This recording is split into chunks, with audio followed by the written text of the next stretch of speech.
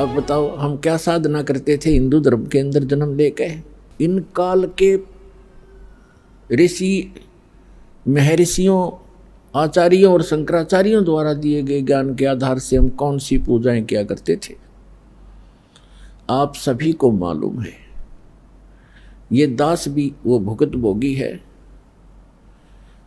कुछ तो देखम देखा, कुछ परंपरागत साधनाएं और कुछ किसी सिर फिरे संत ऋषि के ज्ञान विचार सुनकर पुस्तक पढ़कर या किसी भाई साथी बहन सहेली से सुनकर हम वही क्रियाएं करने लग जाते थे। कोई गोवर्धन की फेरी के लिए कहता हम वहां भी चले जाते। कोई अमरनाथ की के दर्शन के लिए प्रेरित करता हम तैयार हो जाते क्योंकि हमें भगवान की आवश्यकता थी। और कोई पंच केदार के लिए प्रेरित करता उन पांचों केदारों के भी दर्शन के लिए जाते। कोई पशुपति नाथ के लिए कहता हम नेपाल भी जाते। कोई सोमवार का व्रत बताता तो हम वो भी करते। कोई मंगलवार के लिए प्रेरित करता हम मंगलवार का व्रत भी प्रारंभ कर देते। पुण्यात्माओं, हमें अध्यात्म ज्ञान नहीं था, ये लोक वेद था। तो परमेश्वर ने स्वयं आकर के एक संत भक्त, और परमेश्वर तो वो थे ही, और एक सतगुरु, इन सब की भूमिका की। जब आदरणीय स्वामी रामानंद जी परमात्मा को देखा सतलोक के अंदर और फिर वापस देखा वहीं आपके अपने सामने बैठे उस बालक रूप में, तब कहा था दोहू ठौर है एक तू बया एक से दो, और गरीबदास हम कारणे तुम आए हो मगदो। तुम साहिब तुम संत हो और तुम सतगुर तुम हंस, गरीबदास तेरे रूप बिना और न दूजा अंश। बोलत रामानंद जी सुनो कबीर करतार, गरीबदास सब रूप के तुम ही सृजनहार। मैं भक्त मुक्त भया और भरम कर्म कियो नाश, गरीबदास निज ब्रह्म तुम मुझे हो गया दृढ़ विश्वास। तो परमात्मा के विषय में कहा स्वामी जी ने, स्वामी रामानंद जी ने, कि तुम साहिब माने परमात्मा। जैसे आपको डेफिनेशन ऑफ गॉड सुनाई थी प्रथम दिन। तुम साहिब माने परमात्मा, सर्वश्रेष्ठ प्रभु।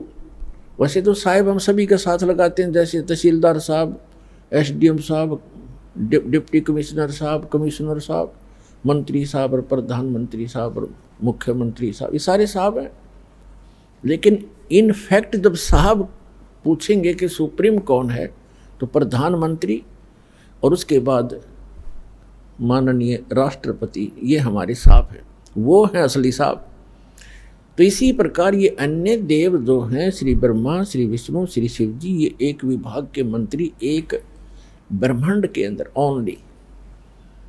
जैसे कोई राज्य का मंत्री हो और उसको हम प्रधानमंत्री की संज्ञा देते हैं, उसकी उपमा देते हैं, तो हमारी वो अज्ञानता का प्रतीक है, वो सच्चाई नहीं है। तो यहाँ क्या बताते हैं, तुम साहिब तुम संत हो, तुम सतगुरु तुम हंस। सतगुरु भी आप ही हो, यथार्थ ज्ञान देने वाले, और तुम हंस।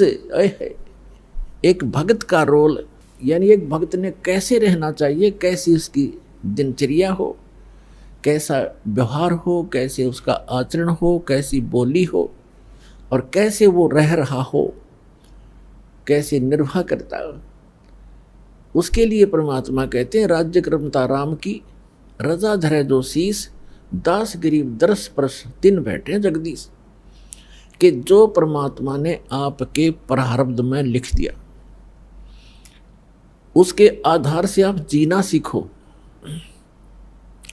प्रारब्ध का मतलब है कि जैसे आप जी को कोई अच्छे घर में, अच्छा घर हम मानते हैं जिसका घना धन हो, कोई अच्छी पोस्ट हो उसकी, ठीक है, आपके संस्कारवश आपका कहीं ऐसा जन्म है, तो ये ना भूलना चाहिए कि आप चाहे कितने धनी व्यक्ति या कितने ही मंत्री प्रधानमंत्री के घर जन्म आपका, आपको उतना ही स्थान चाहिएगा सोने और घूमने फिरने और क्रिया करने के लिए जितना एक निर्धन जहाँ गुजारा कर रहा है।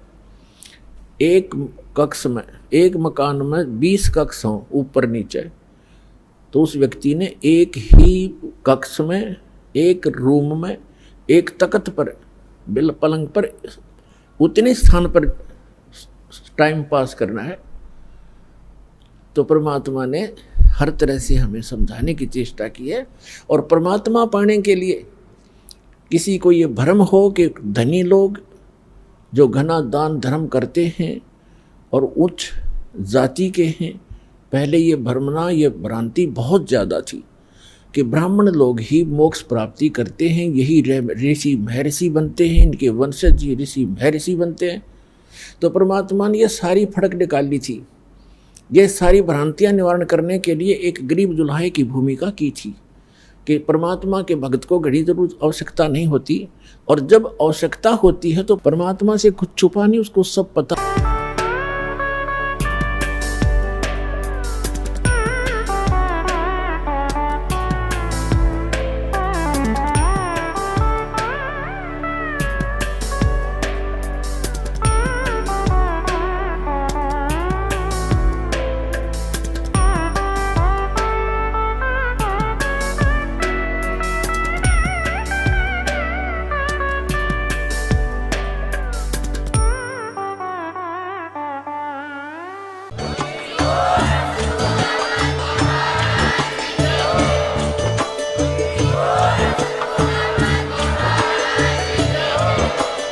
आप सुन रहे थे जगत गुरु तत्वदर्शी संत रामपाल जी महाराज जी के मंगल प्रवचन। अधिक जानकारी के लिए विजिट कीजिए हमारी वेबसाइट www.jagatgururampalji.org।